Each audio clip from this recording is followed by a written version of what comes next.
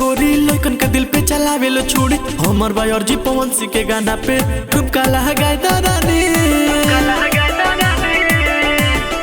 अरे बाड़ू कटिली छेला छबिली तारक देखते चेहरा जाला खिली कोनी नहीं हो रहा हनी सिंह के गाना पे कमर हिलाई दादानी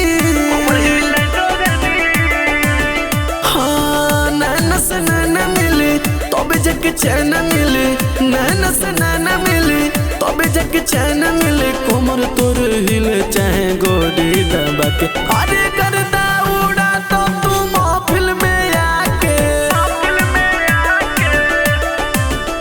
अरे करदा उड़ा तो तू महफिल में आके नहीं तो गोली चली राइफल लिया के नहीं तो गोली चली राइफल लिया के तनी साहिला तो तू लहंगा उठा के नहीं तो गोली चली राइफल लिया के नहीं तो गोली चली राइफल लिया के गर्दा उड़ा तो तू महफिल में आके गर्दा उड़ा तो तू महफिल में आके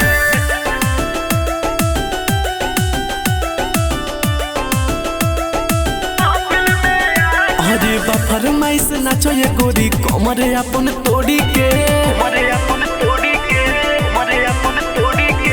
फरमाइश नाचो ये गोरी कमरे अपन तोड़ी के सभे दीवाना तोहर गहिर गहिर डोरी के ना खड़ा ना करो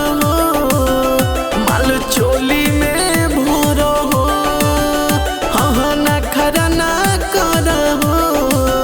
पैसा चोली में धरो हो काहे मुड बिगाड़ो तारू ऐसे शर्मा के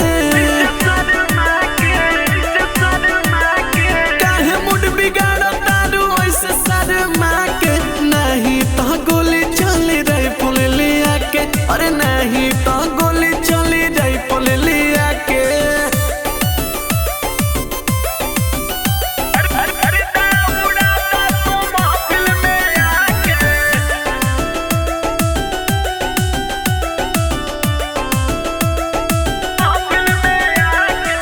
उमड़ल जवानी बैठे गोदरल बदन रे अरे उमड़ल जवानी बैठे गोदरल बदन रे लइकन के छोड़ बारू बुढ़ो के पसन रे आओ